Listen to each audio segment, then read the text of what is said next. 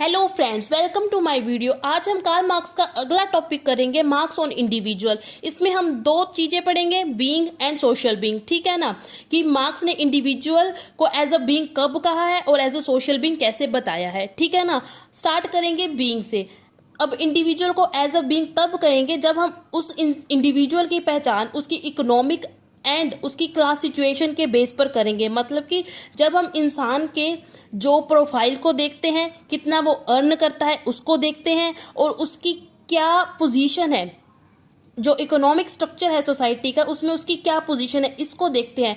जब हम इन तीनों चीज़ों को देखते हैं तब हम इंडिविजुअल को एज अ बीइंग देख रहे होते हैं। ठीक है ना, मतलब कि हमारे दिमाग में मेन कंसीडरेशन होती है कि वो क्या कमाता है, कितना कमाता है और उसकी क्या पोजीशन है, तब हम इंडिविजुअल को देखते हैं एज अ बीइंग। ठीक है, चलो अब स्टार्ट करते हैं इसको बीइंग शुरू से, यहाँ से।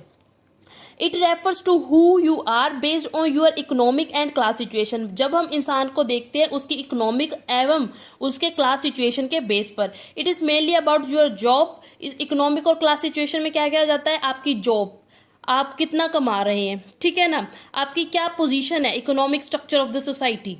ठीक है ना, सच एज, मतलब कि economic structure of the society में आपकी क्या पोजीशन से इनका मतलब है कि आप वर्कर हैं, जब बुर्जुआसी है, या किसी कोई और पार्ट है किसी वर्किंग क्लास का। ठीक है ना, किसी अदर क्लास का कोई पार्ट है। ठीक है ना, economic being is central two marks analysis. जो बीइंग वाला कंसेप्ट है ना, इकोनॉमिक बीइंग भी बोला है उसको मार्क्स ने। ये मार्क्स की जो एनालिसिस है ना उसमें सेंट्रल रोल प्ले करता है। ठीक है ना, because he believes that it significantly influence, क्योंकि जो ये हमारा बीइंग है ना, मतलब कि हमारी जो इकोनॉमिक सिचुएशन, हमारी क्लास सिचुएशन जो है वो इन्फ्लुएंस करती है किसको, इंडिविजुअल की कॉन्शियसनेस को, इंडिविजुअल की वैल्यूज और बिहेवियर।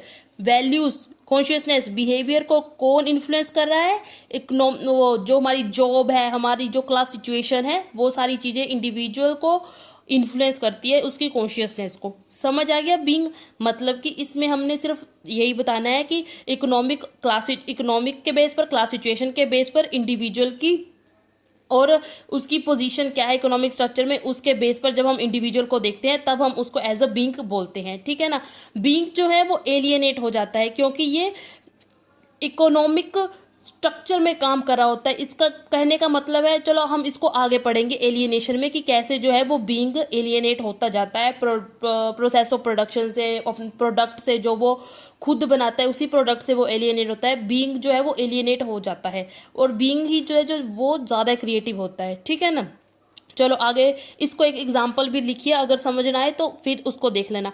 मान लो कि एक कैशियर है, ठीक है ना, वो ग्रोसरी स्टोर में काम कर रहा है। ठीक है, अब हमने अगर उसके मान अगर हमने उसको उसके बीइंग को डिफाइन करना हो तो कैसे करेंगे, उसके बीइंग को कैसे डिफाइन करेंगे कि वो एक कैशियर है, इतने उसके वेजेस हैं और ये पोजीशन है उसकी वर्किंग क्लास में। ठीक है ना, हमने उसके बीइंग को डिफाइन कर दिया। ठीक है ना, अब जो वो कैशियर है ना उसकी डेली लाइफ भी इसी के अराउंड रिवॉल्व होती रहेगी। जो उसका काम होगा ना, वो उसकी जो रोज़ की ज़िंदगी है वो इसी के अराउंड घूमती रहेगी। ठीक है ना, आगे हम पढ़ेंगे सोशल बीइंग। सोशल बीइंग में जैसे वहाँ दूसरे बीइंग में हमारे पास क्या था, इकोनॉमिक पोजीशन क्या है और उसकी क्लास सिचुएशन कैसी है। ठीक है ना, सोशल बीइंग में ये दोनों चीज़ें तो होंगी। ठीक है ना, ये दोनों चीज़ें तो होंगी। इसके साथ साथ इसमें हमारे पास आ जाएगा इंडिविजुअल की फैमिली, फ्रेंड, कम्युनिटी, कल्चर, यहाँ पर वो रहता है। ठीक है ना, ये सारी चीज़ें जो हैं वो इंडिविजुअल की कॉन्शियसनेस, उसकी आइडेंटिटी को शेप देंगी। ठीक है ना, मतलब कि बीइंग में हमारे पास सिर्फ इकोनॉमिक कंडीशन, क्लास सिचुएशन आ जाएंगी। सोशल बीइंग में हमारे पास इन दोनों के अलावा और भी चीज़ें ऐड हो जाएंगी, जैसे फैमिली, फ्रेंड, कम्युनिटी, कल्चर। हाँ, जो सोशल बीइंग है वो एलियनेट नहीं होता क्योंकि उसके पास, मतलब कि उसकी जो कॉन्शियसनेस है उनको फैमिली, फ्रेंड, कम्युनिटी, ये सारी चीज़ें मिलकर उसकी कॉन्शियसनेस को इन्फ्लुएंस करती है। ठीक है ना, चलो स्टार्ट करते हैं। It is a broader, it include your entire social life, not just your job. मतलब कि ये सिर्फ आपकी सोशल लाइफ को, मतलब कि ये सिर्फ आपकी जॉब को इंक्लूड नहीं करती बल्कि आपकी पूरी सोशल लाइफ को इंक्लूड कर लेती है। इट्स अबाउट योर फैमिली, इसमें आपके family, friends, community, culture and how these things shape your identity and यही बताया कि कैसे आप ये दो चीज़ें आपकी आइडेंटिटी को शेप दे देती है। अब इसमें भी एग्जांपल लिखी है। Imagine you belong to a close knit religious community.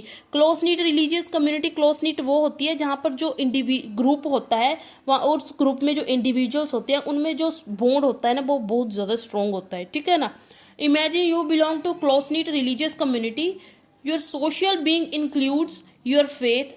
अब आपके जो सोशल बीइंग है उसमें क्या आएगा, आपका फेथ, आपके रिचुअल्स, यू पार्टिसिपेट जिसमें आपने पार्टिसिपेट किया है, and the values of your community, ठीक है ना। मतलब कि जब आप किसी रिलीजियस कम्युनिटी को बिलोंग कर रहे हैं तब आपके जो कॉन्शियसनेस है उनको कौन कौन सी चीज़ें इन्फ्लुएंस करेगी, आपका फेथ, आपके रिचुअल्स जो आप प्रैक्टिस कर रहे हो, आपकी वैल्यूज़ जो आपको कम्युनिटी ने दी, ठीक है ना, ये प्ले करेंगी significant role in shaping your identity, ठीक है ना। इस यहाँ पर हम एंड करते हैं अपने जो बीइंग एंड सोशल बीइंग वाला टॉपिक है। अगले वीडियो में हम कवर करेंगे कार्ल मार्क्स का जो टॉपिक है एलियनेशन वाला उसको, ठीक है ना। Then okay bye, like subscribe and share, please subscribe my video. Thank you, have a nice day.